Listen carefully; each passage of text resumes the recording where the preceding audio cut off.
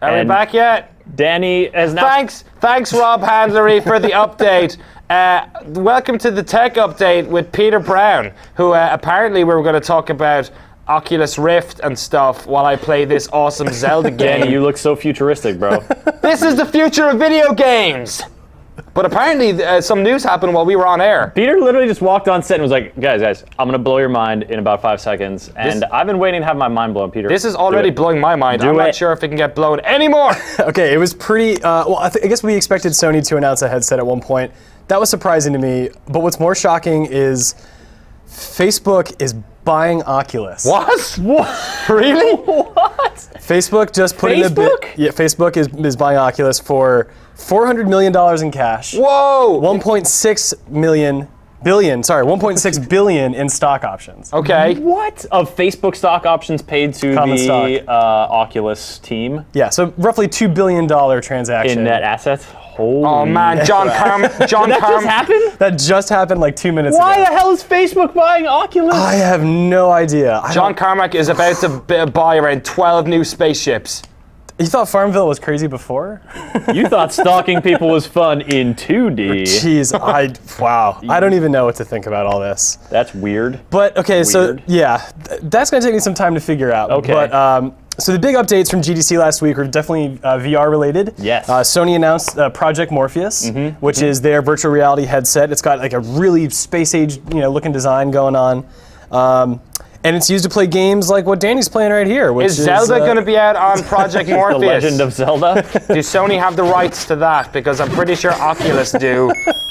Yeah, and then Oculus, I guess Facebook, I don't know what the company's going to be called now.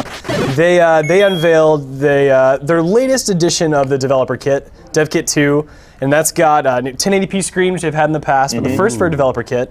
It's got positional tracking with LED markers hidden behind some plastic and a camera to track all that. So right now, Danny can turn his head, and you can see where he's turning. Look, I can look at my UI by looking up. Right, yeah. Just like in Zelda on the NES. With the new positional tracking system, what you can do is duck. You can do things like bend and look around corners, and that'll all be taken care of in the game. Danny, you just look so cool right now, man. You look so... You was staring at his crotch a second ago, and like never have you looked more elegant than Google. I wanted to see if Link had a little 8-bit penis, but he apparently doesn't. He's like a maybe that's what that is. Monster. Is that what that is? That's a sword? You sure? No, I have no idea what you're looking at, Danny. You're in a world of your own. I really am. But I think... Look like Cookie Monster. We need to get him to eat a cookie but not actually swallow any of it. It's the future! Just think, guys, in 4 to 5 months or a year's time, we'll all look as cool as this. Yeah, I don't know, man. Eat sword, you friggin' bat. So bastard. Clearly VR is... So it's happening, man, and yeah. I mean, yeah, so obviously Sony, Microsoft, Microsoft hasn't had a peep on the VR front really yet, have they? They mentioned that they've been experimenting with it for a while. Okay. Yeah. Experimenting with it for a while. Yeah. We've got the Oculus, which is now a Facebook situation. But you recently had a debate, sort of back and forth with Mark Walton about sort of the viability of, like, we've seen VR before. There was the Virtual Boy, and then there was other crap that's just sort of like these dead-end, like, gimmicky tech scions of, like, wouldn't it be cool if we had this? It's not actually that cool the way we made it, but this seems to be different.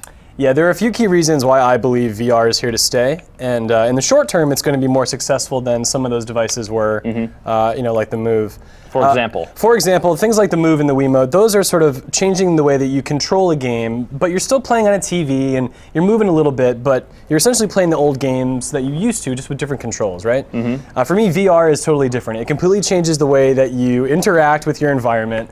It's a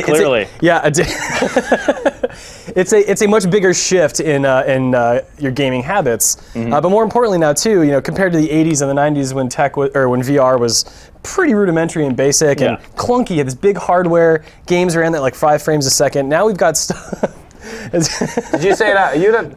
Sorry. I thought Peter Danny, Brown we're was over here. I heard Peter talk, and then I saw the skeleton. Yeah. It was a skeleton. What? Don't touch me when I'm in Zelda land. Don't do that. But yeah, You'll break the connection, and then my mind will be broken forever. We've lost him. The dev kits we've got now, or the headsets we've got now, are a lot smaller. They're capable of replicating, movement in the virtual world much better than in the past. And I think people are going to be getting a much better experience at home. And it's going to be fundamentally different than something just like moving your wrist a little bit with a controller. Yeah, and the stuff that you get excited about this kind of tech for is not the first-person Zelda, because Yes, it is. That's a neat gimmick, but no, Danny. Yes, no. it is. Yeah, no, that's cool and that's Killer interesting. app. But it's going to take many different factors and variables to be resolved before I think VR reaches its potential. And I am very excited for that, and I am patient. My one concern is that too many people are going to come out right away with these VR things and convince the public that like this is great, this is VR, and they're going to be like, this is okay. This is not everything I thought it was going to be. Are you worried that something like Steam machines is going to happen, where there's just such proliferation of hardware that the overall message gets totally lost? That's what I'm getting at. I think that might be a little bit of an issue, but there are some games out there that really do kind of capture the best VR shovelware. Right. So many games are being ported to VR now after they've been developed, right? Yeah. And what's important is take a game like Eve Valkyrie, for example, made by CCP Games. That was designed for VR from the beginning. And there's so many things you have to take into account when designing for VR. Like Zelda was. Yeah. Something right now that plays with the technology that we have, such as Eve Valkyrie, where you don't need to account for the rest of your body. You're really sitting in a cockpit, so you're stationary. It's really just your head tracking and your hands on a joystick. Yeah, it's not like pretend you're on a tennis court and swing your arm. It's well, I guess it is kind of like that, because you can mimic that motion in your room. Well, exactly. But it's not like, pretend you're walking through a vast dungeon. Well, pretend you're in a cockpit. Flying a spaceship, which you would be in this position as well. I mean, you might not have your legs jauntily crossed, but well, you've never seen me in a spaceship. Now, my legs crossed, I can't tell. I mean, Danny's moving around with a stick right now on a controller. Yeah. Right. So to me, that's essentially saying like this is a rudimentary virtual reality experience. I even hesitate to call it that personally. But when things start to account for all those variables, and when you really do feel that sense of immersion, like I've felt in Eve Valkyrie, where I actually anticipate not G-forces, but the centripetal force when you pull back on the flight yoke. My brain had been tricked at that point, and I actually was believing what I was doing. Jesus Christ, that scared the bejesus out of me. And I look forward to more experiences like that. Yeah, hearing you describe your Eve Valkyrie playtime, I think that's exactly what I want. You want those new experiences, and of course we've played flight sims before. We've had the flight stick sitting at your desk, but the experience of sitting in that cockpit and having some googly-eyed wacko look back at you. Oh, and you know what? And plus, in the start of that game, real deal. It has one of the best moments where you're sitting in this hangar with the sort of red warning lights flashing like you're about to take off. You put on the Rift, you put on your headphones, and you're essentially encased in this little thing like you would a helmet in an aircraft. Yeah. And just the whole preparation that's going through your head, like, okay, we're about to blast through this hangar, and you do, and you really just get that sense that you're doing what it is that you're seeing.